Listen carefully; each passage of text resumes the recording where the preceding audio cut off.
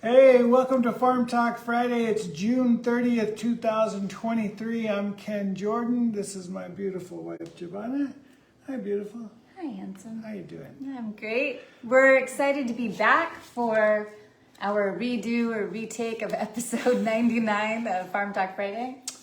Yeah, for some reason, Facebook did not save our last one, so we weren't able to repost it or put it on the YouTube channel or send it to my mom or anything. So here we go again for number 99. Hoping this one works. Yes. That's right. So last week we didn't do one, right? No. Oh, yeah, we skipped a week. We were a little, what do we call it? Like demoralized. Yeah. And we were out of town. We went up north to Costa Rica for a couple of things. You learned how to save my life. Yes. You took an EFR class that stands for what? Emergency First Responder. Yeah. And in taking this class, I've decided that everybody in the world should take this class. Okay. So I should do it too. Yeah, well, I would like you to know how to save me. Okay. Yeah. Hello to everyone that's on. And then after the EFR class, I was there for a swim meet in Playa Conchal. Yep. So normally I race triathlons against triathletes, but this time I was in a swim-only race against swimmers. But I did okay. I got third place in my age group, so I was super happy with that. But I don't think I'm going to do that. Fantastic. I'm not going to do that anymore. It kind of takes away from my triathlon training, so I'm going to stick with triathlons. We did think that you were second. Did you ever find out what happened? Some cheating, for sure. He was showing up as second place for up until the award ceremony, and then all of a sudden they called him for third. It was really weird. Yeah, and then the guy who they put in first place wasn't Wasn't even there. Yeah. Suspicious. Very suspicious. Listen. Costa Rican politics. You have to read it backwards, but this week I'm wearing my Crystal Method Vegas shirt. Vegas is, of course, the name of our debut album. But today it stands for the Crystal Method playing in Vegas tonight, June 30th, at Area 15, one of our favorite places in Las Vegas. Scott will be playing with Sound Tribe Sector 9 and Antennae and many others. It's a two-day festival that Scott, the Crystal Method, is playing tonight. So if you're in the area, go check it out. The Crystal Method at Area 15 in Las Vegas. Or Hope, if you feel like bouncing over there in a plane, and let us know. Yeah. So what else? Well, okay. I know coming back from this trip, we were only gone out for a few days, but so it's not raining that much, but it's raining enough. You want me to get closer? Yeah. Okay. It's raining enough to where like the jungle is just like, it's like starting to take things over. It's uncontrollable. Yeah, and there's been, it was like a few nights ago, it was super fierce. And maybe in like the episode that got erased, I was talking about like this like mini hurricane that seemed to come through. It was super wild. And that took down like a couple trees immediately. And then the other night, like this other like fierce storm came in and it was blowing from a direction. It was blowing from the south super hard. It's never done that. It was making it was really spectacular. But I'm like, oh, I'm sure more trees are going to go down. And so I came back from this trip and I felt a little overwhelmed because we're going to be missing our guy. Our land manager is going away to visit his family for about a month. And he just like burned his foot on his motorcycle. And so he, can't do some of the plantings that I was hoping that we could do, which is fine. But also I'm like, oh man, like we really need a lot of trees trimmed right now, and the scope of that, even though I love to prune, at some point I end up delegating that task, and but I do feel like we have a lot to do. Like we have Madero Negros that need to be trimmed back, and even some of our mulberry trees need to be trimmed back. Yeah, we need to do a lot of trimming. It's gonna happen. Yeah. So one of the things I I'm like his attitude. super excited about is, well, like a year or so ago, we lost our only productive coconut palm. Yeah. And it was super sad. And it was destroyed by the palm weevil. And turns out palm weevils were killing palms all over the place in this area. And the world. Yeah, and so we are trying to and continue to try to eradicate them with these pheromones and no pesticides or anything like that. But we attract them with a pheromone and we capture them, and then we feed them to chickens. Feed them to the chickens, Yeah. and the chickens love them. And so anyway, right now we have this one palm that's got like 10 at least Yeah. coconuts. So we can't show them to you because Hi, Jane. they're still growing.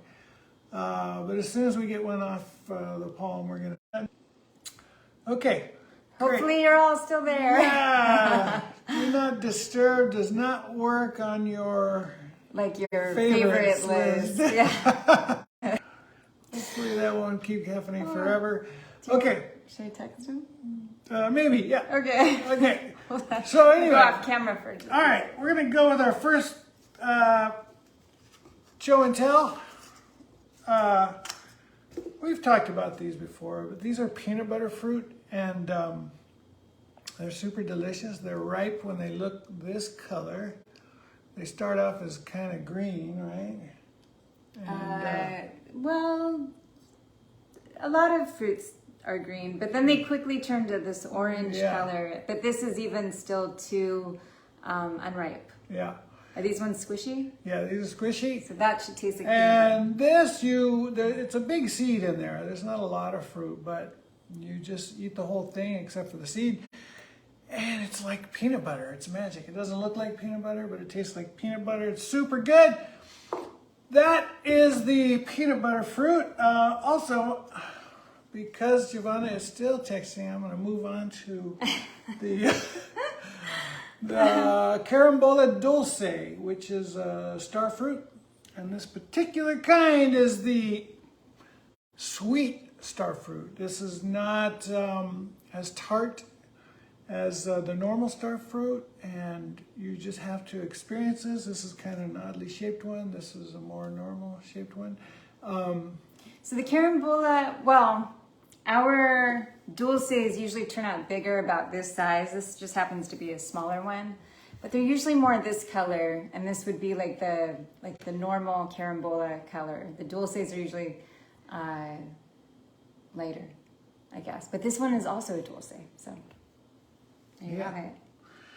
And what's next? And then we got this one. This is, I just thought this was cool, so I cut it open. You guys see that? It's just like it's, oh. Wow. That's called a loose stone. Freestone. It's called a freestone. Oh, really? Yeah. You know that from working at a grocery store? I know that from my mom being a farmer. Yeah. Okay. So some, like peaches, are not a freestone. I don't know what kind of stone that is. But anyway, so if the seed is loose, it's a freestone. Freestone. Wow, I had no idea. I just thought that was cool. I cut it open today. I was like, hey, look at you. Let me see if I can put it back. I just thought it was so cool that it was loose. There we go. It's like rolling around. Anyway, this is our, what do we call these? Water apples? Water apples, yeah. But sometimes they're also called star apples? No, that's something else. we call these water apples. And and the Ticos call them manzana aguas. Manzana aguas. That is one name. There's Yeah. several names, Yeah. but we call them water apples. Although in Nicaragua, apparently it's like pera, like more like a pear. And I'm like, they are shaped more like a pear, and they taste more like a pear. But it's Yeah. like a cross between a pear, a rose, and an apple Yeah, they're pear-like. with a loose stone. We let this one get a little too ripe. We're trying to figure out exactly when to pick them to get the peak flavor. So we're still working on that. Yeah. But that tree is becoming giant, and we have a few of those trees, and so we're gonna be keeping like the trees that we have that are like duplicate shorter. Mm-hmm. The ones that get really big. Yeah. So when you are farming, when you're doing permaculture, what happens is you end up with your climax trees or your forever trees, and they crowd out other trees, and it's just a natural thing that happens. And so I think this tree will be the dominant tree in his area. Well, there's a guanacaste growing next to it. Right. Yeah. Those and the caimito is next to this one. There's like these 3 large trees, and I'm just hoping they all keep each other a little bit smaller, actually. Well, that was a mistake. We should not have planted such large trees so close to each other. We didn't Those probably should have been like at least 5 meters apart, but live and learn. But they might keep each other smaller because they're fighting for resources. Yeah, that's what I'm hoping. Let's see who wins. Yeah, we'll see who wins. Oh, what else we got? Okay, so on the Green Wave front, yes, Ken is now a board member for Wild Sun. Wild Sun Animal Rescue. Wildlife. Well, versus pets. Like we're not taking in feral cats. No. Yeah. Anyway, when animals when wild animals get hurt, they take them to the Wild Sun Animal Rescue, and they rehabilitate and release. Rescue, rehabilitate, release. Is that their 3 That's R's? Our 3. Yeah. And your nonprofit, Green Wave, has been their fiscal sponsor for a long time. We've been supporting them as long as we've been here. And I'm going to post something to where you can donate if you'd like, or if you could visit their website and see what they're all about. They're amazing. That's right. And we'll talk about them from time to time, as we will the other projects like the Karamoganson Reserve. So if you come to visit us, that's definitely a place that you should go, and hopefully we can come with you. And then we have the school. And so the school, Futuro Verde, just got a new school director. We're really excited about him. And he came to visit us at Green Wave House. I had a meeting with him here. So I've had meetings with him at the school too. But he wanted to come and see what we were doing here. He was impressed. He said, we definitely have to have the kids here. I'm like, oh good, we've had him here before. But I'm glad that you're like giving it the stamp of approval that you think that it's worthy for the kids to come. So we're excited to host more kids in the next year. And we're going to be donating a bunch of bananas, like banana type plants. They could be cuadrados or platanos or just any of the bananas. There's actually lots. And we're going to help them. He wants to create like a banana corridor at the school. So cool. Excited to help them with that. I think that's going to happen on Monday, the donation. Great. Yeah.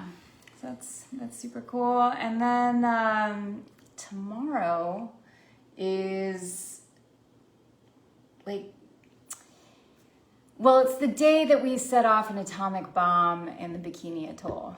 And so for Permaculture Pinup, I created, are you like, why are you going there?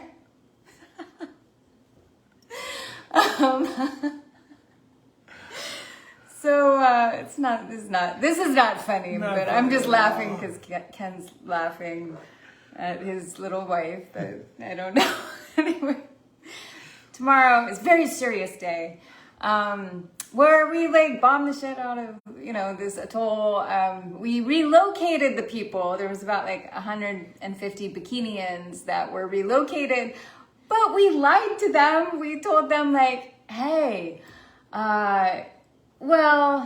it's safe to let's return. just put it this way, like, they didn't know if it was ever going to be safe to return or not. So maybe they didn't lie, but they didn't tell them, you might be relocated forever. So the Bikinians thought that they were going to be able to go home, but what they were told for sure was this is for the benefit of all mankind. So anyway, so I learned about this. I was really upset about it. So I made this page on Permaculture Pinup. So if you go to permaculturepinup.org and /rebrand bikini, you can see the little post that I made, or you could just, Google like YouTube, Radio Bikini, or there's other documentaries. And there's a different documentary than Radio Bikini that's on the webpage, and I'm going to be updating it a little bit more today. But I brought it up at dinner last night, and our friend Jeff McCabe, who actually helped found this community of Rancho Delicioso, he has a comic book company called Lightning Works, and tomorrow they're going to be doing this pinup.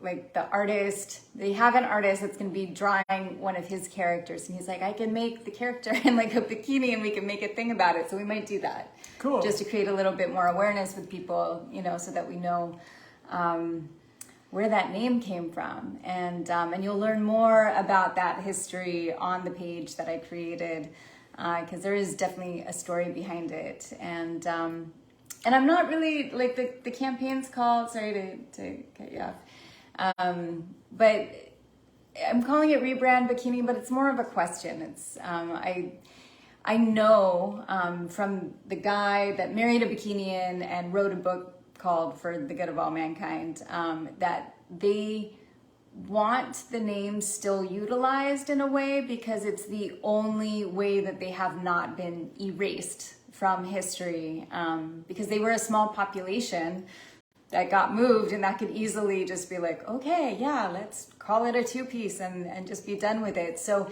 instead of it's just more of the idea, like, hey, maybe we should just talk about it and make like July 1st that day to talk about it and bring it up. And yeah.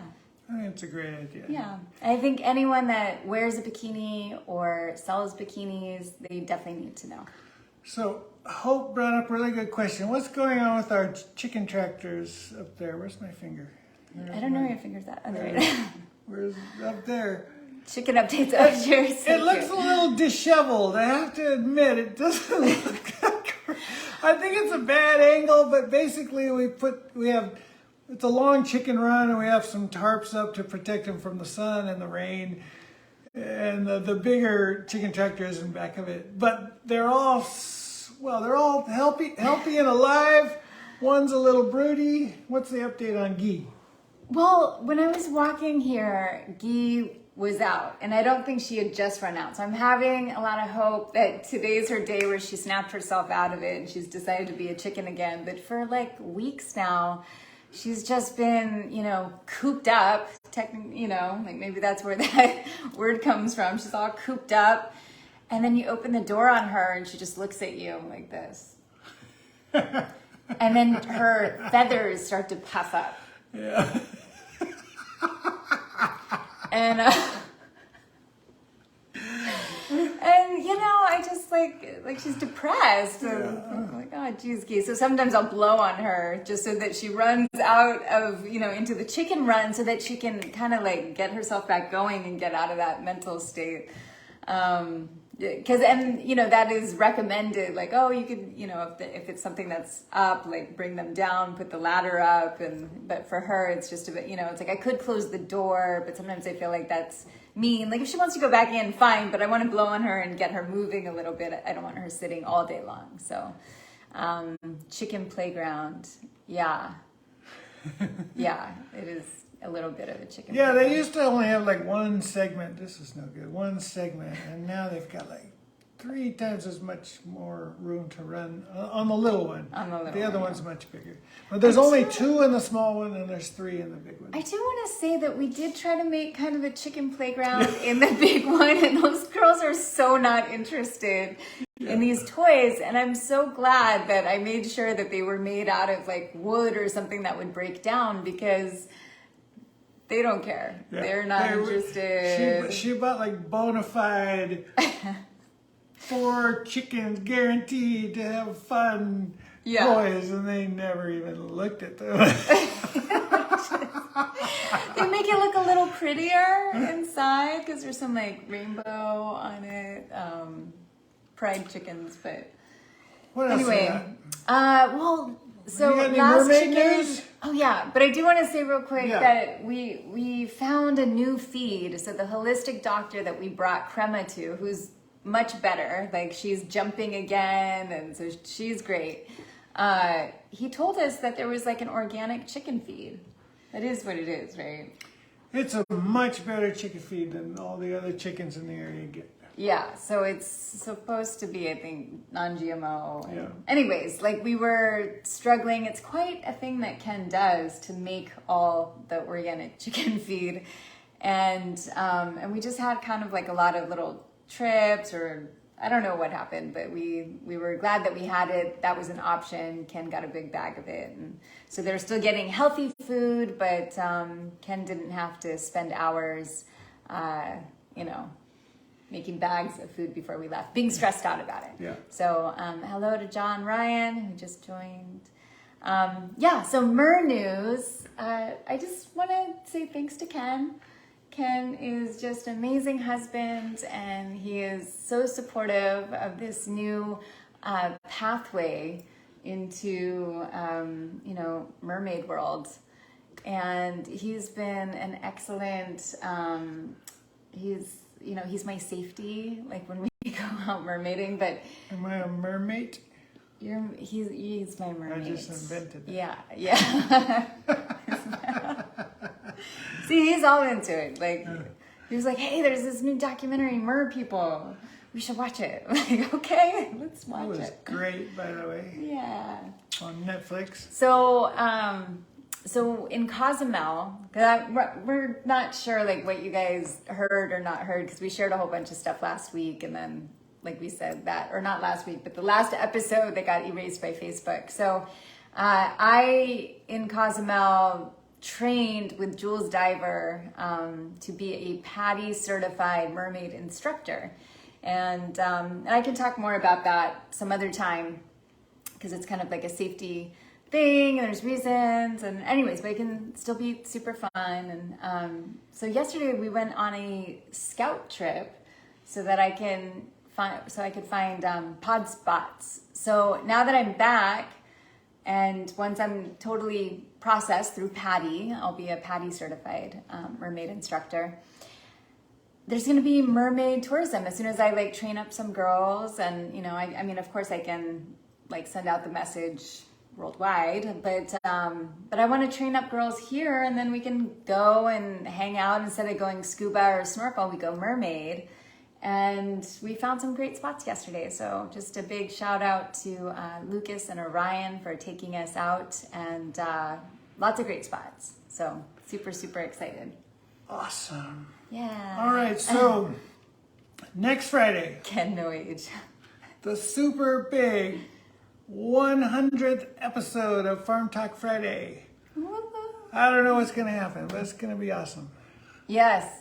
It should be awesome. So thanks for tuning in. We will see you next week on Farm Talk Friday. And if anyone's in Florida, go to the Crystal Method Rabbit in the Moon show. Tomorrow night. Tomorrow night, yeah. But So tonight, 2 epic shows. Tonight, Vegas. All right. See you next week.